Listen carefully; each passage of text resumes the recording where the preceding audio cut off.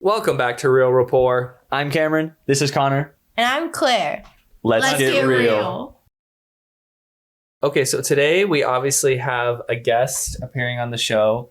Claire is an expert on all things Gen Z related, right, Claire? Yes. Okay, great. The first topic that we are going to discuss today is going to be the Harry Potter teaser trailer for the HBO series.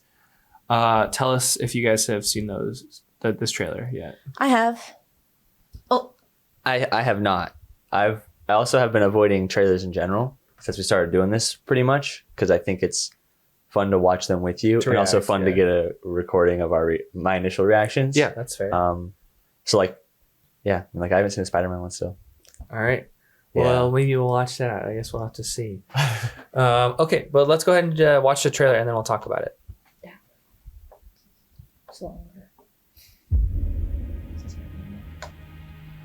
I told you. You are a normal boy. And you're going to start acting like one. You think you're something special? There is nothing special about you.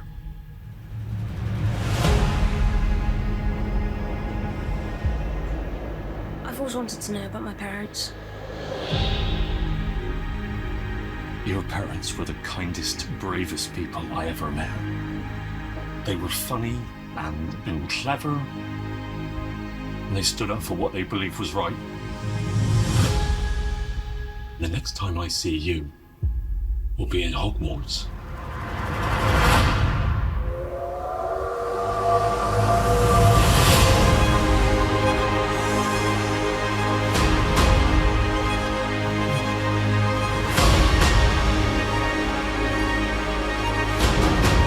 Mr. Potter, I think we can expect great things from you.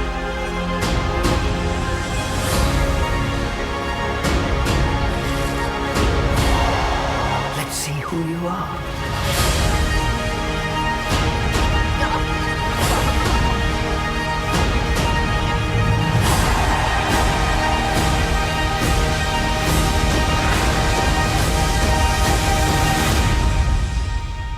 Are you really Harry Potter?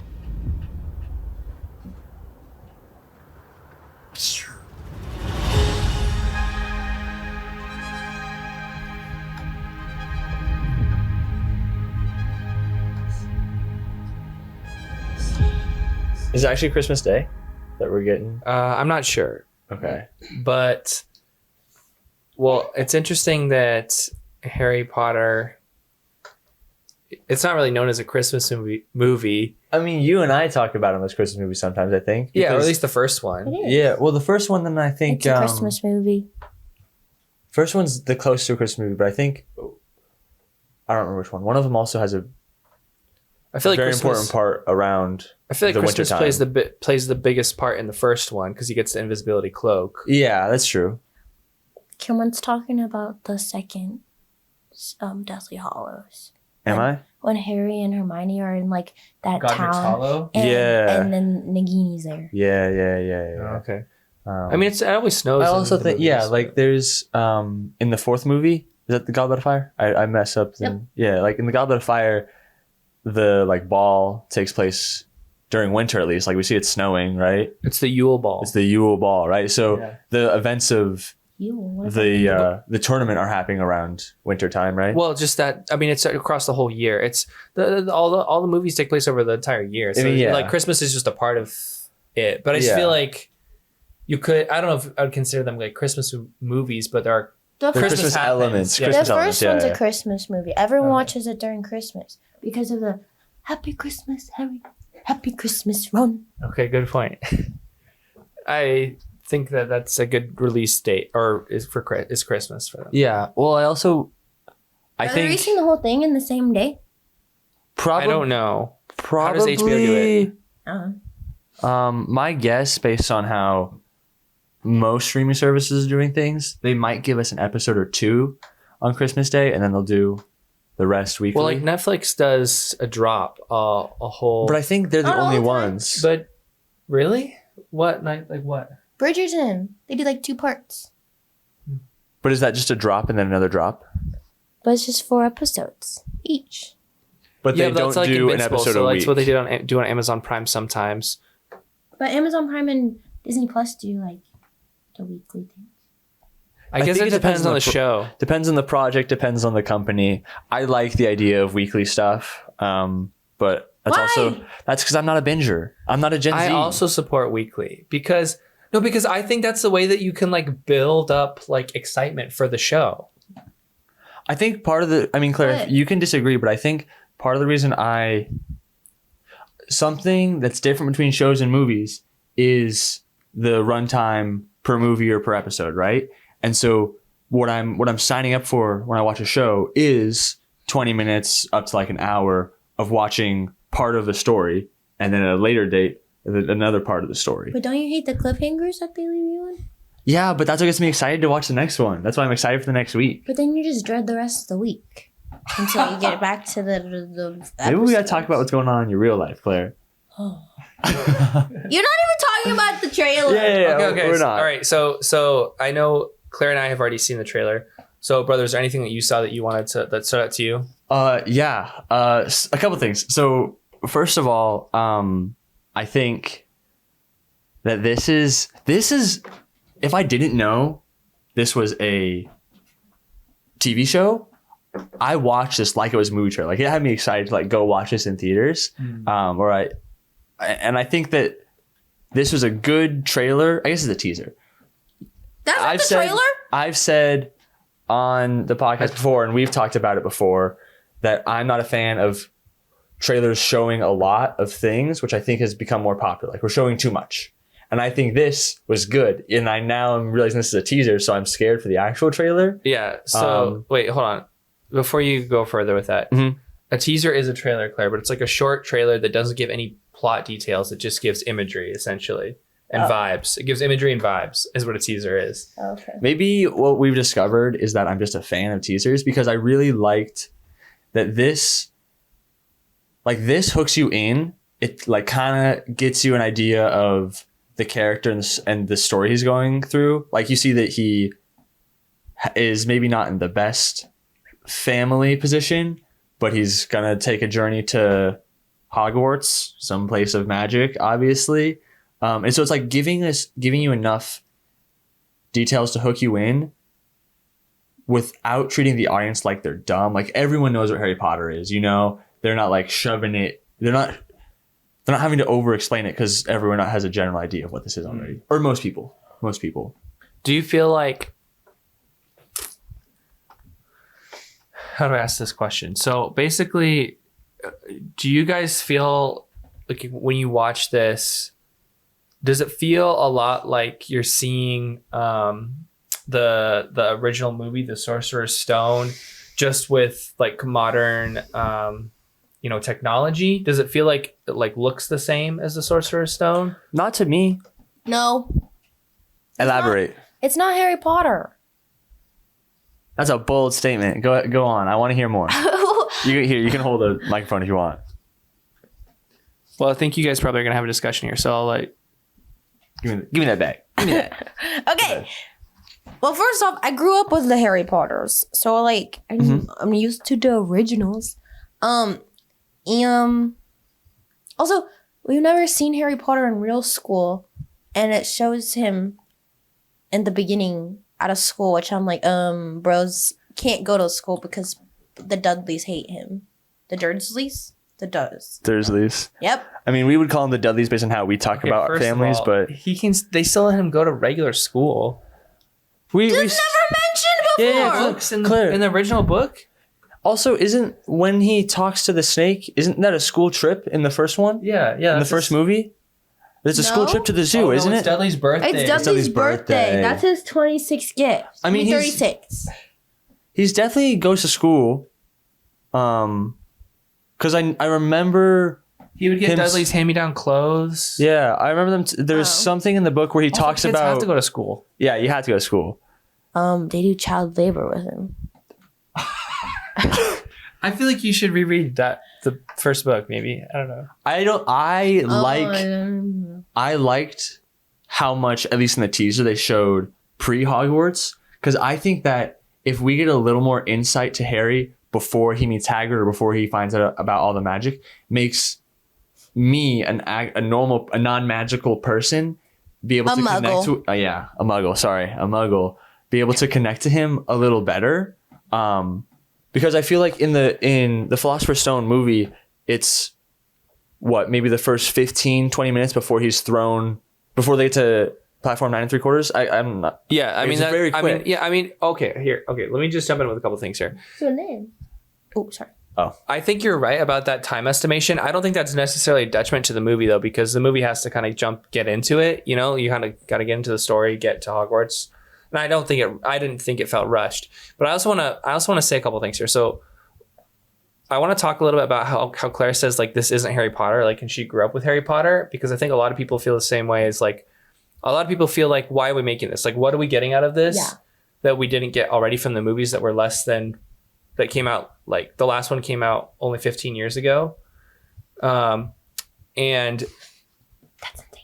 and then the kind of tied in with that, I think we should talk about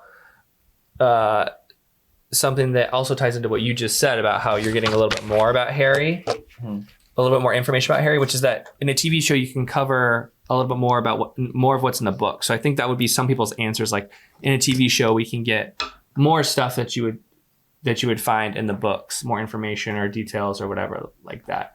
So I guess I just want to throw those two topics out there as like, we can get more of the book adapted into a TV show, and that a lot of people are like, why are we making this? Like, we have a good adaptation of Harry Potter already. And what do you guys think about these things? Can I real quickly clarify what I was saying before we move on? Yeah, go ahead. I just wanted to bring those up. Yeah. And I'm down to talk about those. I don't think that spending the limited amount of time it does, the Philosopher's Stone film, I think spends an adequate amount of time with Harry before he goes to Hogwarts. I think that's fine. It's all well and good because it makes sense. Like people aren't going to that movie to watch Harry get bullied by his family and people at school, right? That's what Draco is for.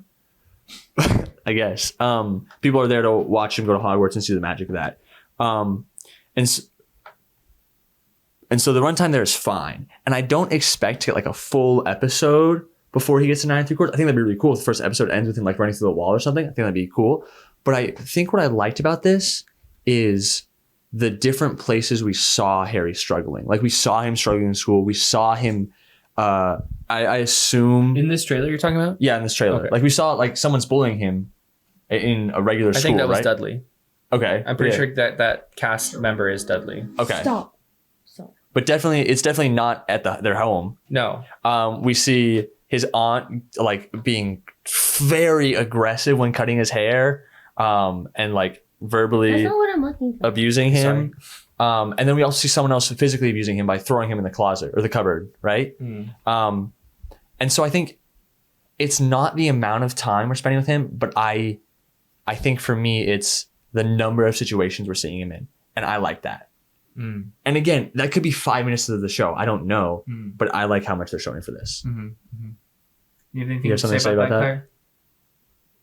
I was gonna say was that right here he looks like a younger version of Harry's dad. Like, why didn't they just make like a trailer? I mean, not trailer. A TV show of like Harry's dad and mom's lore, because that would have been cool, because we got like a little background on Snape in the movies like that. And how Harry's dad was a bully. Okay, Can I frame this conversation in a certain way? Go for quickly? it. So I just want to say, like, it seems like Claire's question is, why are we putting resources into making a story we've already seen before rather than a different story in the wizarding world, which is an argument I've heard about Star Wars, or similar type of an argument about Star Wars. So that's kind of what I'm hearing from you. Is that right? Yeah. I think that that's not a crazy question because I do think. Let me start with saying that I'm not the biggest Harry Potter fan out there. I like my general take on the Harry Potter franchise, whether that's books or movies, is that it's overrated. I don't think they're bad. I think if you enjoy them, that's great. But I think that they're not like at the level like Lord of the Rings for me. So I think it's too soon to be getting a remake. And so I think that Claire's question is valid. I seeing the similarities. I think it would be more. Look at this. I think they would have more of my Obviously, interest if they were to go with the storyline Claire was talking about. I know a lot of people have asked for that. Like what is the group called? The people who made the map? Is it just called the Marauders? I don't know what they call themselves. Harry's dad's group at school. They're called the wait, no, we can think of it. Oh, you got this. I believe Use in your you. brain power. I believe in you. I'm using. Use your brain. I'm All right. using it. Well, they think about that. I think it would be very interesting to see what that story so would close, be you're so close. on a screen. I don't know if there's a book for that or anything. But I think that her complaint about him looking like a younger Serious black. version of Harry's dad is weird because What is it? in the books and in the movies, repeatedly, he's told he looks like his dad just with his mom's eyes. So I think that if the fact that that's what Claire thinks just makes it a good casting to me. Yeah, I mean that's fair. I also thought that they did a good job of making. I mean, I think we just think of Harry as like looking like Daniel Radcliffe. Yeah. To be honest, I like how this kid looks. He looks like an 11-year-old boy, and I love it. but That sounds wrong. Claire, come on. no, okay, no. So The here's Marauders. They're just called the Marauders. okay. Sounds good. Right? Say that into the microphone. The Marauders. Okay. That sounds so We weird. got it, guys. No, but all I was saying is like I feel like Daniel Radcliffe doesn't look, unlike Harry's father. Like Harry Potter in the movies also looks like his father, but with his mother's eyes. But they changed his mother's eyes from green to blue, right? Yeah, Because he obviously didn't have green eyes. He had an allergic reaction to the contacts. Little fun fact in there for you. So if you look in the first movie and certain clips, he has the green eyes because that was their first day of filming, but then they changed it. I want to ask a question. Knowledge. So you said that you're not the biggest fan of the Harry Potter movies, brother. Yes. Don't look shocked. You know this. And Claire, you are a pretty big fan of the movies, correct? Lover. Oui. Do you think that that's framing how you guys are interpreting the trailer? Like Cameron seems to be more open to this, whereas Claire seems to be like, this is not my Harry Potter. I think it definitely is impactful on how we perceive this. Cause like, I think like if someone were to say we're redoing Lord of the Rings right now, I'd be super hesitant and totally against it. I think that's kind of the situation you're in now, Claire. Yeah, because why? I mean, I am with you. I don't think we need this remake. I don't think that this. I'm gonna watch it. I probably won't. And I'm the one who's more open to this, I think. So you're saying you agree with her that we don't necessarily need it, but you're saying from what you're seeing, it does look good. It looks like this is going to be a very good show, a very good adaptation of these books. And I don't think I'll watch it because I don't think I want to support this franchise necessarily, the Harry Potter franchise, not because of my issues with Harry Potter, but because of my issues with the creator. And I also don't want to support just the remakes of things. I would rather we put these resources into creating something new. I don't think like if someone wants to do a Harry Potter remake in 20 years from now, fine. Still probably won't get my attention though. Okay, yeah, that's fair. That's fair. I think that's a totally fair stance to have. And I think that's a lot of people's problem with it. It's it's the remake culture, right? It's, people have been talking about it in conjunction with Moana because the full length Moana adaptation trailer has been released. We could talk about that if you want to. I don't know. Have you seen the pictures of The Rock as Maui? I have. But people are basically comparing and saying it's like, yeah, it's like shot in this like new kind of streaming way, just like Moana is. Like, look at like the color of the old versions of both of those franchises. But I mean, one is animated, so it's it's a little different. I think that the production design looks really good here. I'm not an expert on like cinematography and like shots and stuff. Yeah. Or like coloring, and when it comes to film, I don't think this like looks visually bad, but I guess I can see kind of like the flat color that they're talking about a little bit. I don't know. Yeah, I mean, like I said, I think this is a nice little teaser. Yeah. It got me definitely interested. I think this is an interesting scene for you to be talking about the flat color, because I think whether this is intentional or not, I think it's a cool idea to have the colors be a little more stand out a little more once Harry gets to Hogwarts. And this scene we're looking at right now is the London Underground. Is them on a train in the Muggle world. And so yeah, that's a good point. I feel like the color scheme looks pretty consistent though, like when they're at Hogwarts too. But I mean, that type of thing doesn't bother me too much. People always complain about Netflix lighting. I feel like only if it's like really bad on a show do I notice like, oh, that's weird. Or like they're like, oh, realistic lighting has been like killing media because it used to be really stylized. Nothing would actually look like that, but it looked really cool on a screen essentially. Yeah. Anyways, I'm getting off track. My whole point was like that I think that the remake, the idea of things being remade is something that like people get upset about. But the reality is that those things make a lot of money because people are familiar with them and people don't go to support original things, you know? Yeah, but we also have seen that that's not true, right? Like Sinners won Best Picture this year, and that was one of the most original stories people have seen in a long time, if I'm not mistaken. That's absolutely right. I'm speaking in hyperbole. I'm not saying that nobody ever sees anything original. I'm saying by and large, for the most part, that is an anomaly. Yeah. And The Lion King, Mufasa made over $1 billion, you know? Yeah. Like, at least Mufasa was a different story, right? Yeah. I mean, I haven't seen it, but that was my understanding. The first one made over $1 billion too. Yeah. And so did Lilo and Stitch last year, which the fans of Lilo and Stitch think was a terrible adaptation, like remake of it, you know? I'm part of the problem. Like, I went and saw the How to Train Your Dragon live action remake. That was good though. And I was fighting myself about that, brother. But that was good. It was good. Yeah, I agree with you, Claire. It was a fantastic adaptation. It was a good movie. I think it added things that I don't know if make it better than the original, but make some of the characters more interesting for sure. But before I went and saw it, I was like fighting myself because I love How to Train Your Dragon so much, as we saw when I picked it in the last video. But just the idea of going to support this remake culture really bothered me. Because you're voting with your dollars. You're saying, this is what I want to see more of every time you go see a movie, essentially. Exactly. And I know one ticket doesn't make a difference, but that's something that people are thinking about, because people vocally are like, this is we're getting another remake, but then like the money tells studios this is what we should keep making, essentially. I think I totally get that feeling of, one ticket doesn't make a difference, but I think we got to change that mindset. If we're really trying to, one ticket does make us mind. Whoa, was it difference? Yep. I think if we're really trying to stop this remake culture, people have to start thinking that their dollar does make a difference. Because if everyone thinks that, then it will. Mm-hmm. Just as an example, if we didn't go to see the movies we do with our friends in a 2-month period, that's a pretty significant chunk of money for that theater, right? Mm-hmm. Obviously, not all that money went towards one movie.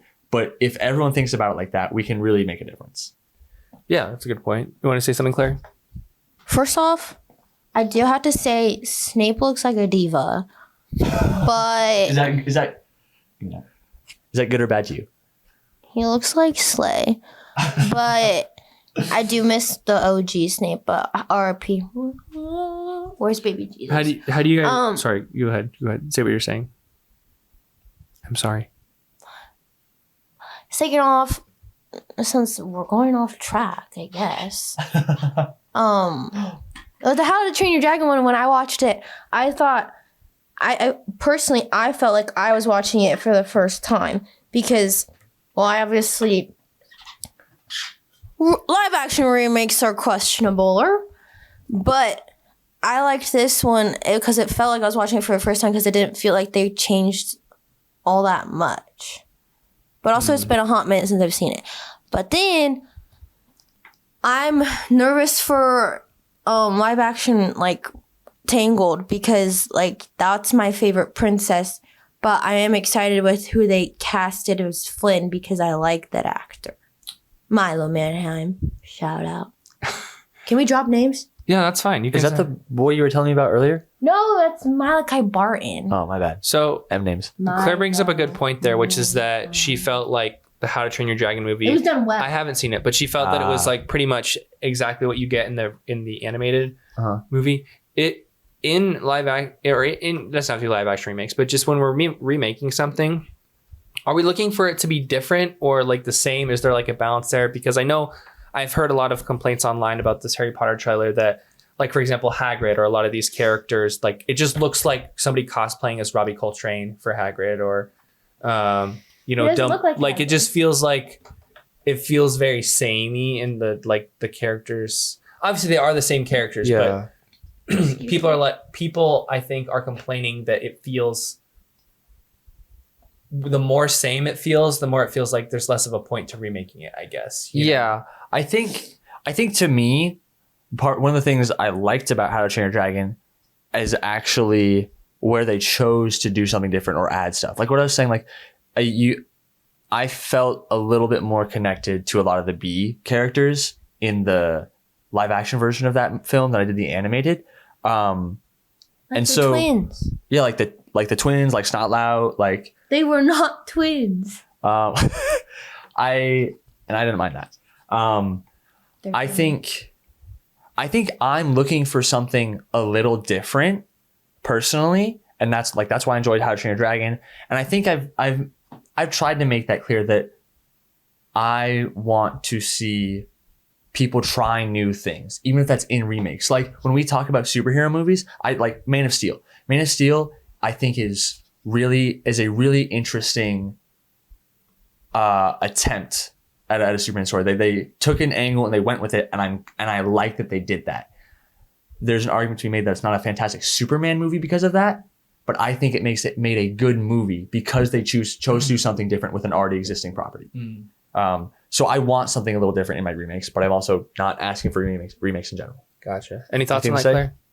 So Claire, for you, when it comes to remakes, are you wanting to see the same thing you've already seen, or do you want them to make some change, like choose something different to do?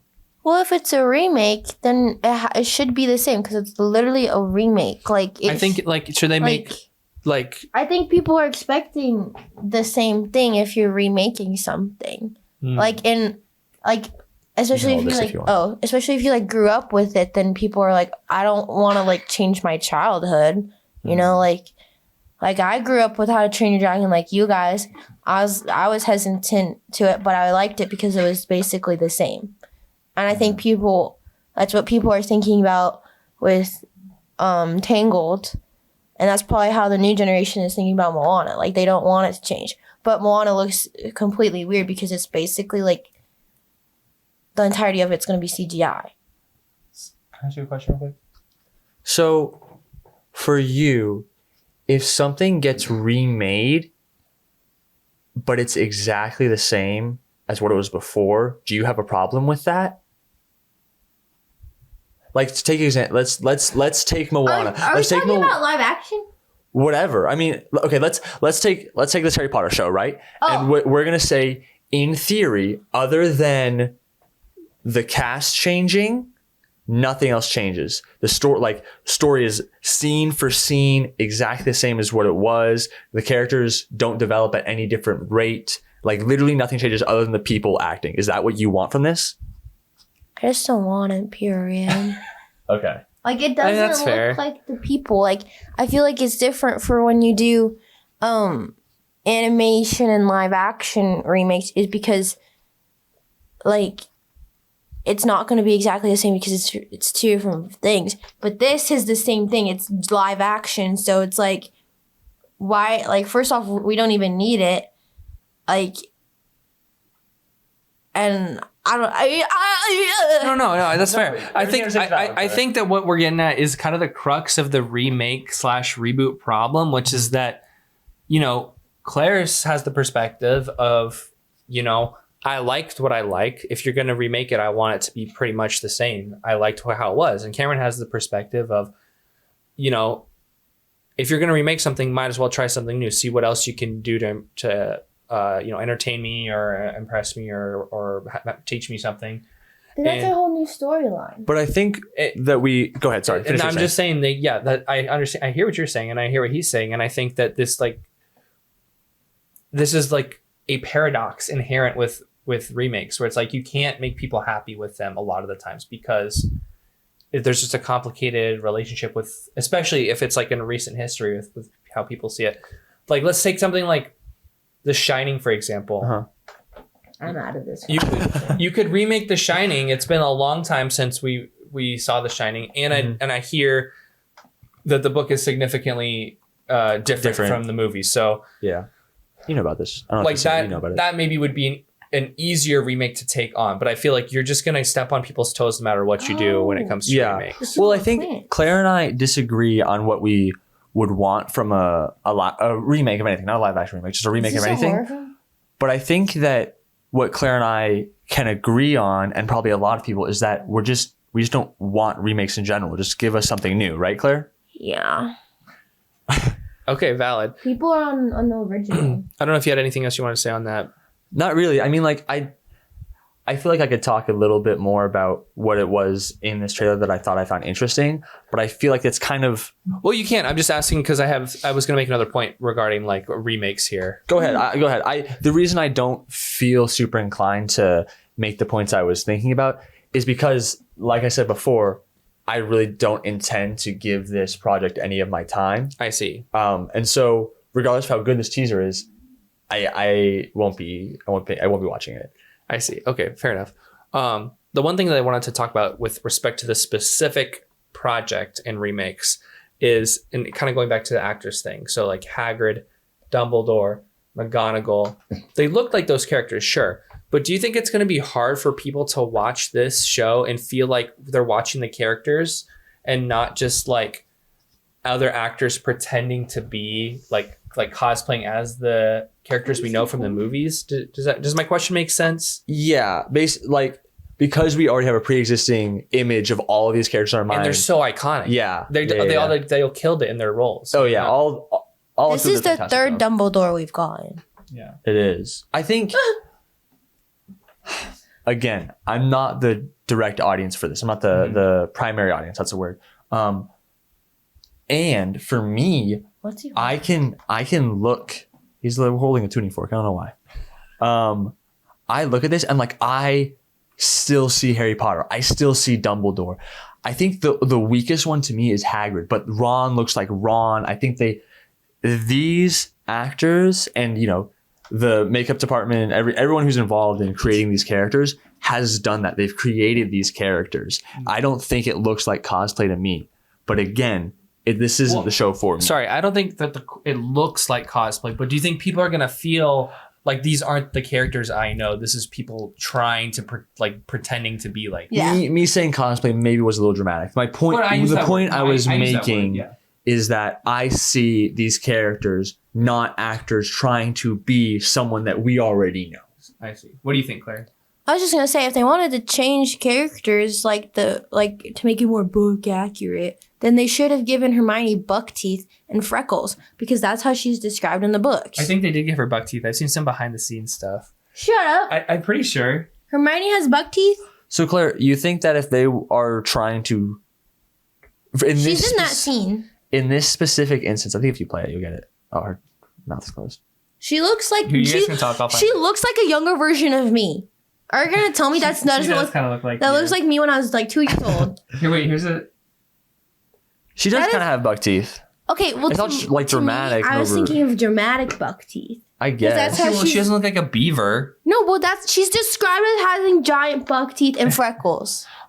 So Claire, for you, do you think that this project specifically, this Harry Potter remake, would get a couple bonus points in your eyes if they really tried to fix the mistakes of the past? How about lean into the book? Lean into more book accurate. If they wanted it to be something different and they wanted it to be more book accurate, because that's what they've been saying it's supposed to be, then they should have done that with the characters. Because I feel like all of them just look like the Temu version of the movies we already get. That was my question. That's a good way to put it. Like- So they see Gen Z expert right here. It's an off-brand version. Like, if they wanted it to be different, then they should have changed the appearance, how they're supposed to be, and how they're described in the books.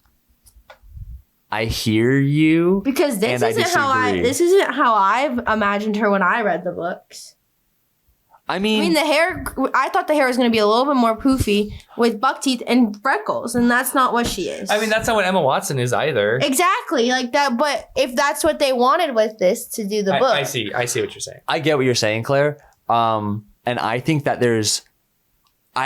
finding a 1-to-1, like to find the perfect cast, right? What we need to do is get J.K. Rowling and have her find someone out in the world and say, you're exactly what I imagine Hermione to look like. And that it is just insanely impossible to do. And so what they do is they find someone that they think can portray the character in their acting abilities, not just in how they look. And I think what they do in the show or movie is more important than how they look. But I hear what you're saying about if they're going to go more book accurate, find a more book accurate person. I get what you're saying. That's just not what I care about. I mean, I think what you're saying is right, brother, that the performance is the most important piece of an actor. But I think Claire's just, I correct me if I'm wrong, Claire, you're holding him to a bit of a higher standard because this is a remake and they've said that they are going to adapt more of the book. So this is you're basically giving them a harder rubric than you would to another show. You know? I mean, I think the biggest difference, but like we've laid it out over and over again, is like where Claire and I are disagreeing is someone who doesn't care as much for Harry Potter versus a younger person who loves Harry Potter, right? I think Claire and I will just kind of always disagree on that, and that's okay. fair. That's fair. off-brand version. Do you guys have any other thoughts on the trailer? Oh, I thought you were asking the viewers. No. Do you guys have any thoughts? Let us know. I was like, In the comments down below. I was like, they cannot talk to us. No, I think I've said everything I want to say. Moving on. Okay. Well, It's been real.